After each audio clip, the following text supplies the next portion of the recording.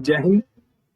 कल का सेशन आपने पूरी तरीके से समझा, कॉन्सेप्ट से रिलेटेड जितनी भी चीजें थी, सो आज उनसे रिलेटेड कुछ इंपॉर्टेंट क्वेश्चन है। इसके बाद एक और सेशन बनेगा इंपॉर्टेंट क्वेश्चंस का। देन इसके बाद हम चलेंगे वेन डायग्राम पर, म्यूचुअली एक्सक्लूसिव इवेंट पर, इंडिपेंडेंट इवेंट पर, कंडीशनल प्रोबेबिलिटी पर और मल्टीप्लिकेशन थ्योरम पर। सो उससे पहले जो इंपॉर्टेंट चीज है हम इनके बारे में चर्चा करते हैं। क्वेश्चन हमसे ये कहना चाह रहा है कि वी हैव 7 कलर बॉल्स, हमारे पास 7 कलर्स की बॉल है। तो सपोज मैं ऐसे लिख देता हूँ, ये पहले colour, second, third, fourth, fifth, sixth and 7। ये मेरे पास है 7 डिफरेंट कलर की बॉल्स, ठीक है जी। और उसने आगे ये बोला है एंड 7 कलर बॉक्सेस, हमारे पास 7 कलर के बॉक्सेस भी हैं।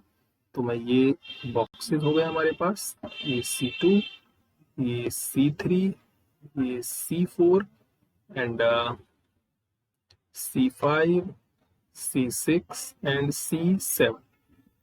अब क्वेश्चन पढ़ते हैं हम। What is the probability if no ball goes to box of its own colour. अच्छा, प्रोबेबिलिटी निकालने से पहले मुझे आप सैंपल स्पेस बताओ कि नीचे तो सैंपल स्पेस आएगा, टोटल केसेस कितने। तो टोटल केसेस निकालना आसान है। हमारे पास 7 डिफरेंट प्लेसेस हैं, इन 7 डिफरेंट प्लेसेस में 7 बॉल्स डालने के तरीके 7 फैक्टोरियल।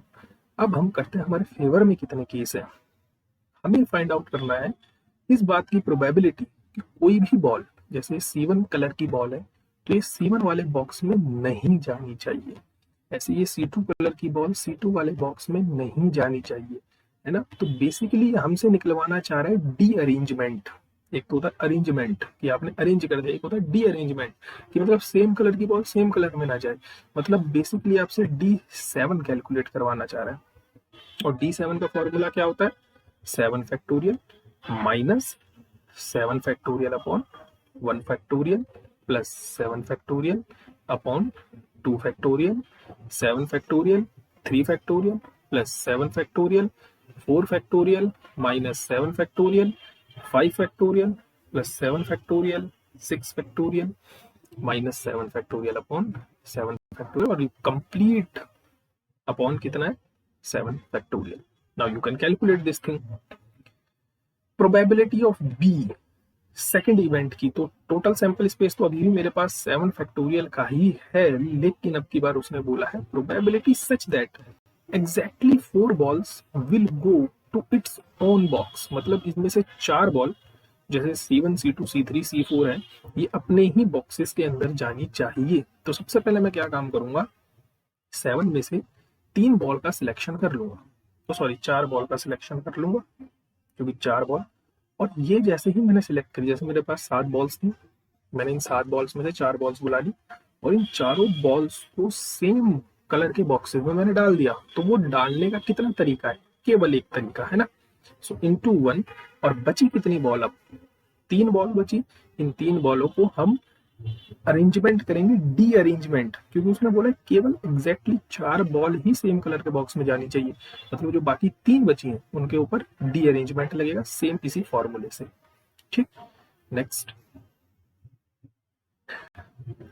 इंपॉर्टेंट है बहुत, कह रहा है एक रेगुलर हेक्सागन है। सबसे पहली बात, रेगुलर हेक्सागन क्या होता है, हम इस बारे में थोड़ी चर्चा कर लेते हैं।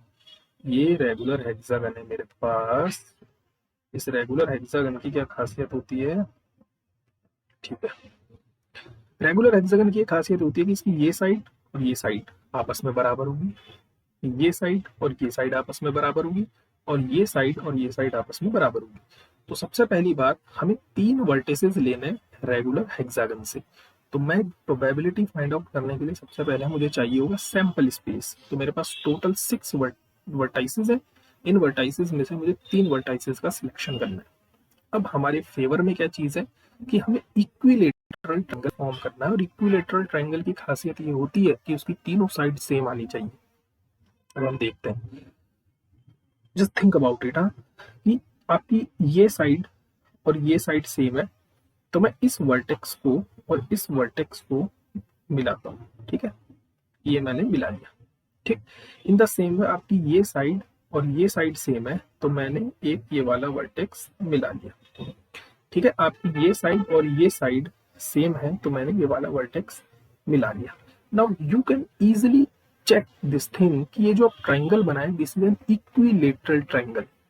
ये इक्विलेटरल ट्राइंगल है, सोचना इस बारे में। इन द सेम वे, इसकी ये वाली side, this side and this side are same, तो मैं इसको भी तो मिला सकता हूँ, और इन द सेम वे मैं इसको भी मिला सकता हूँ और इसको भी, और ये अगेन एक इक्विलेटरल ट्रायंगल बना है। आप सोचना इस बारे में कि अगर ये साइड और ये साइड सेम है, ये साइड और ये साइड सेम है, तो क्या ये दोनों साइड भी आपस में सेम होंगी? थिंक। तो अगर ऐसा पॉसिबल है तो मेरे पास कितने इक्विलेटरल ट्रायंगल बन रहे हैं? एग्जैक्टली 2 इक्विलेटरल ट्रायंगल बन रहे हैं। सो प्रोबेबिलिटी कितनी हो जाएगी? 2/6c3। ठीक है, नेक्स्ट, ये हम कर चुके हैं। वैसे ये आप, मैंने शॉर्ट डाला है इस क्वेश्चन का, आप इसको चेक करना जरूर। अगर आपने शॉर्ट नहीं देखा है तो पहले आप इसका आंसर कैलकुलेट करना, देन इसके बाद आप इसका शॉर्ट देखना। ठीक, again we have 7 letter word is formed. अच्छा, जिसमें 4 कॉन्सोनेंट है और 3 वॉवल्स है। तो सबसे पहली बात, प्रोबेबिलिटी फाइंड आउट करने के लिए मुझे सैंपल स्पेस की जरूरत होगी। तो 7 लेटर्स को भरने के तरीके 7 फैक्टोरियल। हमें प्रोबेबिलिटी फाइंड आउट करनी है कि word starting with a vowel, word vowel से स्टार्ट होना चाहिए। तो हमारे पास 7 जगह हैं, 4 5 6 7। हमें ये चेक करना है कि जो हमारा पहला वर्ड ये वॉवल से शुरू, तो हमारे पास टोटल वॉवल्स हैं 3। इन 3 वॉवल्स में से मैं एक वॉवल का सिलेक्शन कर लूंगा। ठीक, और इसको भरने का केवल और केवल एक तरीका कि पहली पोजीशन पे वॉवल ही रहेगा। अब बाकी हमारे पास 6 जगह बच गई हैं, इनको बिठाने के तरीके 6 फैक्टोरियल। So simple. सो आपका परम्यूटेशन कॉम्बिनेशन स्ट्रॉन्ग होना चाहिए। इसके लिए मैं रिकमेंड करूंगा कि आप प्लीज परम्यूटेशन एंड कॉम्बिनेशन की प्लेलिस्ट में जाकर वो सेशन पूरे देख लेना। नेक्स्ट, सेम इसी की तरह हमारे पास 4 एप्पल्स हैं और 3 ऑरेंजेस हैं। These are placed in a line. ये हमने प्लेस्ड कर दिए। अच्छा, सबसे पहली बात, हमें प्रोबेबिलिटी फाइंड आउट करनी है, तो मुझे सैंपल स्पेस चाहिए होगा, और सैंपल स्पेस सेम 7 फैक्टोरियल आ जाएगा। 7 फ्रूट्स को बिठाने के तरीके 7 फैक्टोरियल। अब वो हमसे कह रहा है कि that 2 extreme places. 2 extreme places का मतलब एक तो फर्स्ट प्लेस हो गया मेरा और एक लास्ट प्लेस हो गया। तो वो ये कह रहा है कि ये ऑरेंजेस से भरनी चाहिए। तो सबसे पहली बात, मेरे पास 3 ऑरेंजेस हैं। इन 3 ऑरेंजेस में से मैंने कोई भी 2 ऑरेंजेस सिलेक्ट कर लिए हैं। ये O1 और O2 को मैंने यहाँ बिठा दिया। क्लियर? लेकिन ऐसा भी तो हो सकता है कि यहाँ पर मैं O2 बिठा दूं और यहाँ पर मैं O1 बिठा दूं। मेरा कहानी समझो, मैंने सबसे पहले क्या करा, 3 ऑरेंजेस में से 2 ऑरेंजेस का सिलेक्शन किया। अब इनको बिठाने के कितने तरीके हैं? 2 तरीके हैं। और कितनी प्लेसेस बच गई? 1 2 3 4 5 इंटू 5 फैक्टोरियल। ये आपकी प्रोबेबिलिटी आ गई।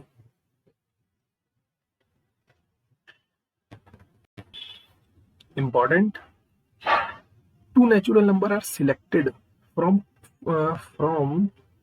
set of, यहाँ फर्स्ट लिख देना, और फर्स्ट 20 नेचुरल नंबर। आपने स्टार्टिंग के 20 नेचुरल नंबर में से 2 नेचुरल नंबर का सिलेक्शन किया है। तो ठीक है, सबसे पहली बात, प्रोबेबिलिटी निकालने के लिए सैंपल स्पेस चाहिए। तो 20 में से 2 नंबर का सिलेक्शन किया है। अब प्रोबेबिलिटी मुझे फाइंड आउट करने की, उनका सम ऑड मिले। तो ऑड सम एक ही शर्त पर मिलेगा कि जब मैं ऑड प्लस इवन करूंगा, मतलब एक नंबर ऑड होना चाहिए और एक नंबर इवन होना चाहिए। सो 20 नेचुरल नंबर्स में 10 आपके ऑड होंगे और 10 आपके इवन होंगे। सो भाई मैं क्या करूंगा, 10 में से किसी भी एक नंबर को सिलेक्ट कर लूंगा ऑड को, और फिर 10 में से ही मैं किसी भी एक इवन नंबर को सिलेक्ट कर लूंगा। और मुझे पता है जब मैं इनको जोड़ूंगा तो मेरे पास सारे के सारे ऑड नंबर्स आ जाएंगे। अब अगर मुझे प्रोबेबिलिटी फाइंड आउट करनी है सारे के सारे इवन नंबर्स की भी सम इवन आए, तो मैं क्या करूंगा, 1 माइनस PA कर दूंगा। भाई वो सारे सम हटा दूंगा जो ऑड है, तो बचेंगे क्या, केवल इवन वाले, है ना। ये हम बेसिक कॉन्सेप्ट में पढ़ चुके हैं लेक्चर नंबर 1 में। बहुत important, what is the probability that 4th power of N integer, किसी भी इंटीजर की, कितना भी बड़ा इंटीजर हो, हमें कोई लेना देना नहीं, उसकी जब हम 4th पावर करें वो एंड होनी चाहिए विद अ डिजिट ऑफ 6, वो 6 पर खत्म होने वाला डिजिट बनना चाहिए। तो प्रोसीड करने के लिए हम क्या काम करें, हम कितना भी बड़ा कोई इंटीजर लिया है, सपोज उसका जो लास्ट डिजिट है वो 0 है, और अगर मैं इसकी फोर्थ पावर निकालूं तो मुझे पता है इसके लास्ट में 0 ही आने वाला है। क्लियर? अच्छा, अब कितना भी बड़ा इंटीजर है, अगर इसकी लास्ट डिजिट 1 है और मैं इसकी फोर्थ पावर निकालूं तो मुझे पता है इसके लास्ट में 1 ही आना है। ओके, अगर कितना भी बड़ा नंबर है और इसके लास्ट में 2 है और मैं इसकी फोर्थ पावर निकालूं तो मुझे पता है इसके लास्ट में 6 आने वाला है। Think about it. ओके, अच्छा सेम अब यही कहानी चलाएंगे। लास्ट में अगर 3 आ गया और इसकी फोर्थ पावर निकाली मैंने तो लास्ट में 1 डिजिट आएगी, कितना भी बड़ा इंटीजर हो। अगर लास्ट में 4 है और मैंने इसकी फोर्थ पावर निकाली तो लास्ट में 6 आएगा, we are sure about that. 5 की पावर 4 निकाली तो लास्ट में 5 आएगा। इन द सेम वे 6 की पावर फोर्थ पावर निकाली तो लास्ट में 6 आना है। 7 की फोर्थ पावर निकाली तो लास्ट में 1 आना है। 8 की फोर्थ पावर निकाली तो 6 आना है। 9 की लास्ट फोर्थ पावर निकाली तो 1 आना है। अब इसके बाद में आगे कोई भी नंबर डालूंगा तो लास्ट डिजिट फिर से 0 बनेगी। मतलब जो सैंपल स्पेस है मेरा, उस सैंपल स्पेस में मेरे पास टोटल कितने ये नंबर्स बने हैं, 10 नंबर्स बने, और मुझे वो नंबर लेने जो लास्ट में 6 डिजिट दे रहे हैं, 1 2 3 और 4। So 4/10 means 2/5 is your answer. Okay, so this we have इस सेशन की लास्ट प्रॉब्लम। एक leap year is selected randomly. सबसे पहली बात, लीप ईयर में 366 डेज हो गए जिसमें 52 तो हमारे कंप्लीट वीक हो गए और 2 मेरे पास कुछ एक्स्ट्रा डेज बच गए। ये 2 एक्स्ट्रा डेज क्या क्या हो सकते हैं? Sunday Monday, Monday Tuesday, Tuesday Wednesday, Wednesday Thursday, Thursday Friday, Friday Saturday और सैटरडे संडे। सो बेसिकली मेरे पास जो सैंपल स्पेस बना है, मुझे प्रोबेबिलिटी एक ही फाइंड आउट करनी है। इसके लिए सैंपल स्पेस में कितने एलिमेंट है? 7 एलिमेंट है। मुझे बताना है 53 संडेज होने चाहिए। तो भाई 52 वीक्स में 52 संडेज तो आ चुके हैं, तो मुझे एक संडे और चाहिए। तो मुझे ये चेक करना है संडे किस किस में है। एक तो इसमें है और एक इसमें है, मतलब हमारे फेवर में केवल 2 ही केस है। सो 2/7।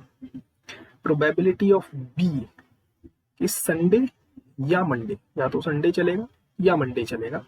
तो पहला केस तो मेरे पास यही हो गया, संडे या मंडे।